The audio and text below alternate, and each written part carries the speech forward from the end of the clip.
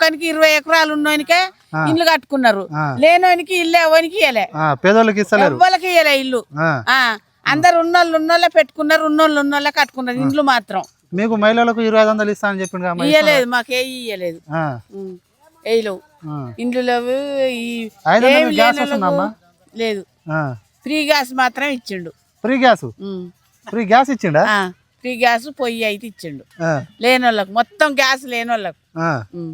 నిజం చెప్తా, నాకు కూడా ఇచ్చిండు అని చెప్తున్నా. అది నిజం మాత్రం చెప్తాను నేను. ఇల్లు లేని వాళ్ళకి మాత్రం, మా తమ్మునికి ఇల్లు లేదు, దాగలేదు, భూమి లేదు, మనకి ఇల్లే ఇయ్యలే, 3 పిల్లలు, ఇల్లే ఇయ్యలే, ఏం లేదు. ఒక జాగా మాత్రం ఉంది, ఇల్లు జాగా ఇస్తామన్నారు, ఇయ్యలేదు. 15,000 రాజు ఈ ఇల్లు ఇయ్యలేదు మాకు. ఎట్లా ఉందమ్మా మరి కాంగ్రెస్ పరిపాలన? ఏం మంచిగా ఉన్నది, అందరూ అందులో ముందర నడిచిన వాళ్ళు అందరు కట్టుకున్నారు, అందులో తిరిగిన వాళ్ళు కాంగ్రెస్ పార్టీ చేసిన వాళ్ళకే ఇండ్లు కావాలన్నట.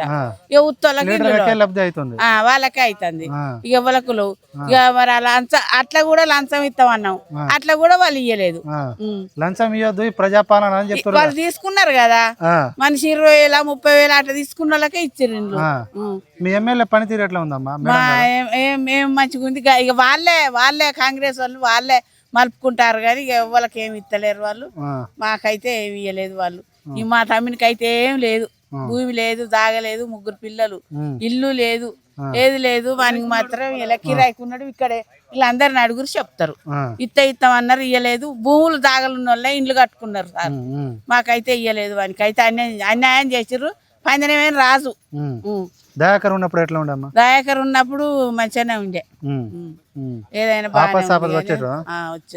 వచ్చారు మంచిగానే ఉంది. రైతు బంధు పడ్డది. ఇప్పుడు పడుతున్నామా? ఏది సార్ ఇప్పుడు లేవు, ఇప్పుడు లేవా? మొన్న పడ్డాయి అని అంటారు 6,000 కానీ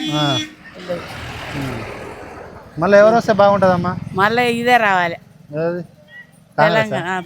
ఏమొద్దు కాంగ్రెస్ వస్తే ఏమన్నా గెలవనిస్తారా సారు? కాంగ్రెస్ వస్తే ఆ మేడం ఏమన్నా చెప్తాందా? ఇండ్లున్న వాళ్ళే ఇండ్లు కట్టుకోరని చెప్తుందా? అందులో కట్టుకుంటాండ్రి. మరి వాళ్ళే వేస్తారా ఓట్లు?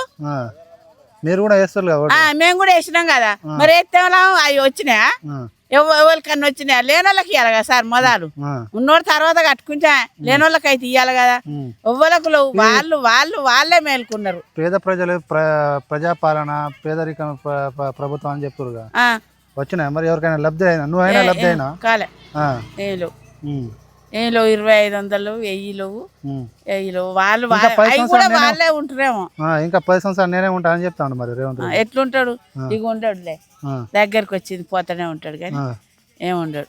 పోతాడా మళ్ళీ? రాడిగా ఏమవుతాడు? అందరికి ఆస్తి వచ్చింది, ఏ ఊళ్ళోనైనా ఇట్టే పెట్టిరట. ఇండ్లున్నోళ్ళే ఇండ్లు పెట్టుకున్నారట, ఇండ్లున్నోళ్ళే ఇండ్లు కట్టుకున్నారట. మరి ఎట్లా వస్తాయి సార్? ప్రజలు మొత్తం మంచిగానే ఉన్నారు, నన్నే ఆదరిస్తారు అని చెప్తాను. ఆయన చెప్పుకొని ఆడ ఉండంగానే అయిపోద్దా? ఏదో చూస్తాం ఈసారి, ఒక్కసారి ఆయనకు రావాలి ఈయనకు రావాలని ఓసారి చూస్తే కథం మొత్తం ముంచి పారేసా కాసేపట్లనే. మరి ఇట్లెందుకు కట్టుకుంటారా మీరు? ముందరలో తిరిగిన వాళ్ళైనా మీకేరా? ఆయన ఒక్కసారైనా మరి ఆ మేడం అని అడుగుతుందా? అడిగిందా సార్? మొత్తం ఇల్లు లేని వాళ్ళకి అరే అందులో తిరిగిన వాళ్ళకేనా? ఇతర వాళ్ళకి కూడా ఇవ్వాలి కదా.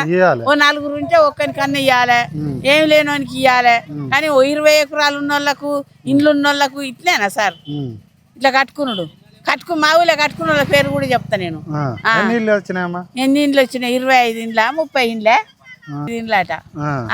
వాళ్ళు మొత్తం ఉన్న వాళ్ళే కట్టుకున్నారు. అందులో ఒక 3కో 2కో భూములు తాగలేని వాళ్ళు అందరు ఇండ్లు భూమి 12 ఎకరాలు 12 ఎకరాలు 20 ఎకరాలు ఇట్లా ఉన్న వాళ్ళకే ఆ ఇండ్లు పెట్టారు సార్.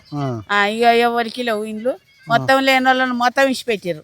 ఇక వాళ్ళే ఇప్పుడు మళ్ళీ వస్తే మళ్ళీ వాళ్ళే కట్టుకుంటారు. మేడం కూడా అంటే ఇంకో ఛాన్స్ ఇవ్వండి, మంచిగా పరిపాలన అని చెప్పి. మేడం ఏం ఛాన్స్ ఇస్తుంది కదా దాన్ని కాదంతా. వాళ్ళే మళ్ళీ ఈ ముందట ఉన్న వాళ్ళే మలుపుకుంటారు సార్. మళ్ళీ దయాకర్ వస్తాడా ఇక్కడ? వస్తాడు, తప్పకుండా వస్తాడు. మేడం రాదా? రాదు చెప్తానుగా, రాదు.